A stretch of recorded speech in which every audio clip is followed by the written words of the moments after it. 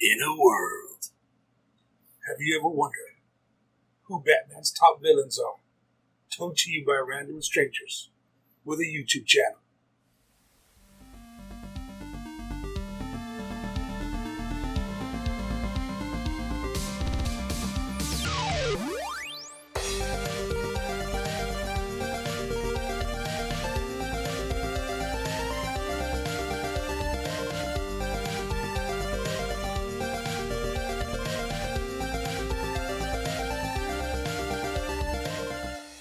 Welcome back, everybody, to the Monkey Brothers Nerd Show. On this episode, you can pretty much guess by that intro that we're going to be just kind of chit-chatting about some of the Batman's Rogues Gallery. As always, we have Doc and we have Wolfie Doo. I think that name has definitely stuck at this point. he has been christened. We just need a bottle of liquor to throw it up against his head. I was going to say, I don't remember that happening. When did that happen? But regardless, we have set down some rules for ourselves. For number one, this cannot include the Joker, because otherwise the Joker would be at the top of everybody's list. It would just be 3 Jokers all the way across. Yeah. We have decided to do our top 3, each with some honorable mentions, as well as a dishonorable mention, or 2. Depends on, how badly you feel about it. So, that being the case, let's go ahead and start off with Doc. Alright, so for my top 3, in no particular order, I chose Bane. Good one. Mostly because he has the same strategic mind, he's smart, he has that enhanced strength due to the Venom, and he's a good fighter. He's as good a fighter as Batman himself. Yeah. His biggest weakness, of course, is that he's, Dependent. Yeah. But other than that, I think he's one of his top villains. Yeah. Excluding the Joker, right? Yeah. Rozelle Ghoul.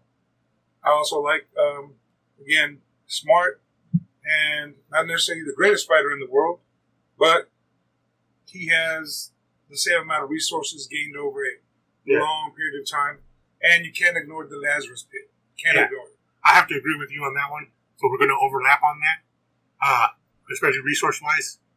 Continue. Yeah. So my last 4 top villains, Hush. What I liked about this character, of course, the storyline was great. Not necessarily the animated movie. That was trash. But the actual comic book was just great. Guy's smart. He knows who Bruce Wayne is. Was childhood friend. I mean, obviously the guy is a planner. And pretty much evil. Yeah. So, you want to go around the table and do those first, and then honorable mentions? Yeah, we'll come back around for honorable mentions. Wolf? So, mine are kind of like all equal footing. Just because whenever we posed this, these were the 3 that I immediately thought of outside of the Joker. Okay. I got top, the Riddler. Because again, intellectually, him and Batman always have those fights. Yeah, also another overlap for myself. Oh, yeah. And then I got Mr. Freeze again. He's like another intellectual equal in the sense. Yeah, I like him for his, I guess best way to put it, a tragic backstory. Yeah, like his tragic backstory, like, plus the fact that, like, for me, I was, like, when I picked, like, Freeze, I was thinking more of, like, the games, because, like, in Arkham, you have to adapt. Like, you can't do the same thing. Yeah. Because, like, he adapts with it. So it kind of gives you that whole new aspect. So you're not thinking of Arnold? No, I'm not thinking of... I will say some of the best stories for Freeze were from the animated series. Yeah, really yeah. good. Yeah, because I remember watching the animated series and really liking Mr. Freeze. And my third, Two-Face. Those were, like, the 2 out of the animated series besides the Joker. Yeah. I loved the most whenever their stories were involved. Yeah. So, I mean, I guess for my top 3, 2 of them have already been mentioned. But I have... Whatever. I have the Riddler as number 1, because he's, he's as smart as Batman, somehow has never figured out who Batman is. Because again, we're discounting the animated... I guess I should have said that at the very beginning, that we're discounting animated and only movies. Oh, only the movies. Okay. Yeah, only the movies. But so Riddler, smart, and I love riddles, so there's that. Rozelle Ghoul, because of the resources, although I kind of tend to disagree with Doc on the whole intelligence thing, because all his plans are goofy, and they're like, I'm gonna take over the world by destroying Gotham. Nyaka, nyaka, nyaka. Pyramid Triangle of Doom. Yeah. But you do have to admit, he is a long planner. That's why sometimes you can't see his intelligence. I think about it. Other than the Kardashians, who says, hey, I'm going to sit there and condition my daughter to fall in love with Bruce Wayne, literally slip him a roofie, how about mount him, get pregnant by him, have his kid, who I'm going to train to be an assassin, and then hand him over to Bruce Wayne to teach him how to be a man. You got to admit, that takes some planning. Yeah. He's going for the long con. Exactly. And, the long con without the con. And I think I'm going to have to pull an audible on this one. But originally I had Hugo Strange as my last top 3. And thanks to Wolfie Doo over here, I just lost concentration. So let's go back to, Hugo Strange. Yep. Wolfie Doo! So let's go ahead and move over to the honorable mentions. And you can go into reasons why, or you don't have to go at all. So, well, for me, it's Poison Ivy and Catwoman. I think Poison Ivy, she is an eco-terrorist. I think everybody would agree on that one. Yeah. But at the very end of the day, she's incredibly smart. Mm-hmm. She, and you can't forget, like I said, comic book Hush. She did plant a big old smackaroo on Superman, and just that easy. I mean, Superman's not the smartest either. Yeah, he's a Boy Scout. He doesn't want to punch a woman, and Poison Ivy with that.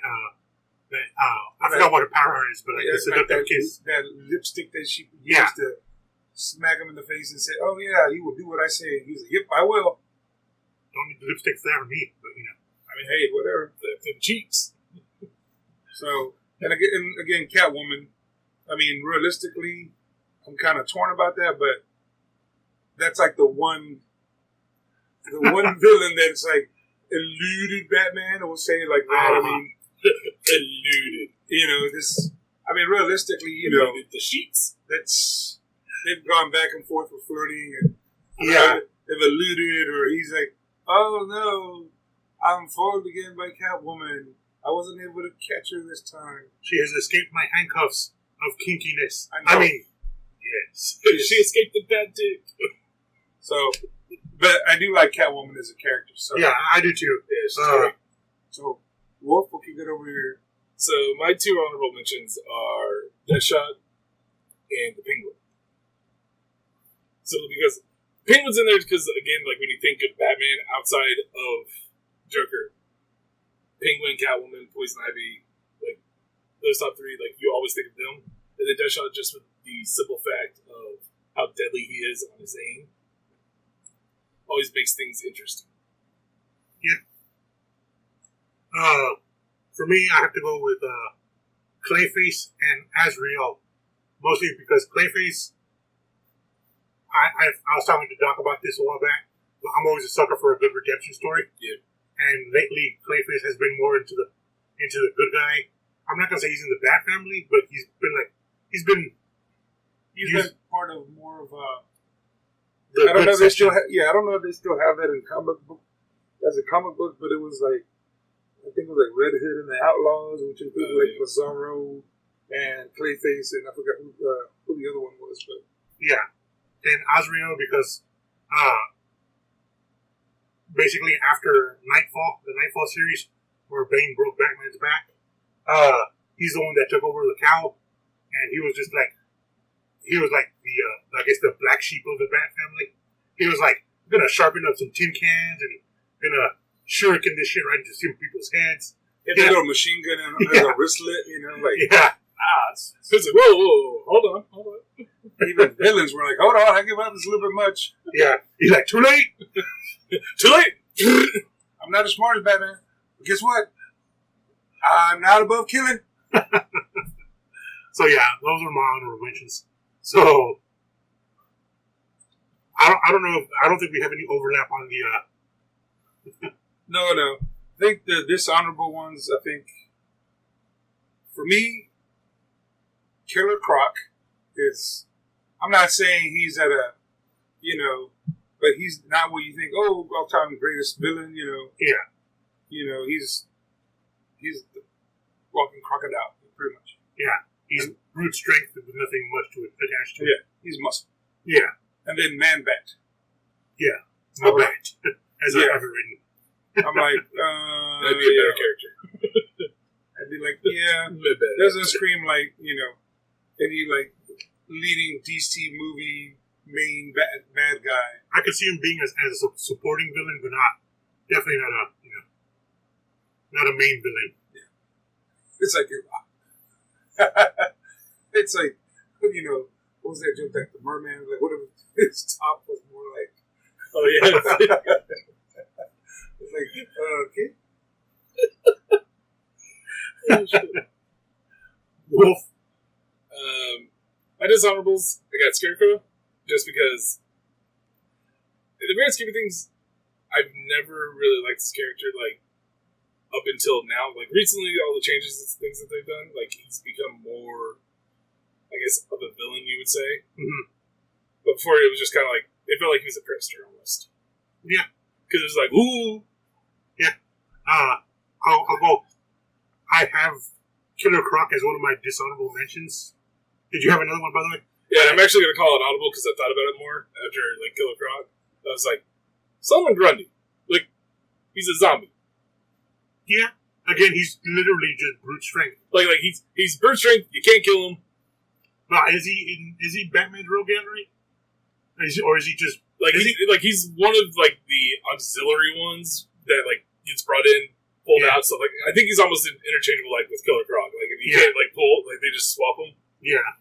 So it's just one of those things where it's just like he's a zombie. You can't kill him. He's not. It's not like he's better than Croc. It's just brute strength, and you can't kill me. Yeah. I think I had Killer Croc on my list too, but since Doc took that one, and I don't want to continue overlapping, I'm gonna replace Killer Croc with Mad Hatter. Oh God, I forgot about that one. Because speaking of goofy ass villains that are just there just to occupy time, Mad Hatter is definitely one of those. I can imagine Larry David playing the Mad Hatter with the music in the background. God, I would love that. And my second dishonorable mention, which would probably be like in the Z tier of villains, has to be Kite Man. And this is going way back into the old detective comic days, and I don't know, Kite Man. He's Kite Man. Yeah, he's like, ooh, I kidnapped somebody with a kite. Like, all right. So when the wind stops blowing, you just run across the street. Like, you're just a goofy motherfucker with a kite on his back. I'm like, you better be like Kite Man / Roller Skate Man at the same time. Yeah, you better have the bomb strapped to that kite or something. Shit.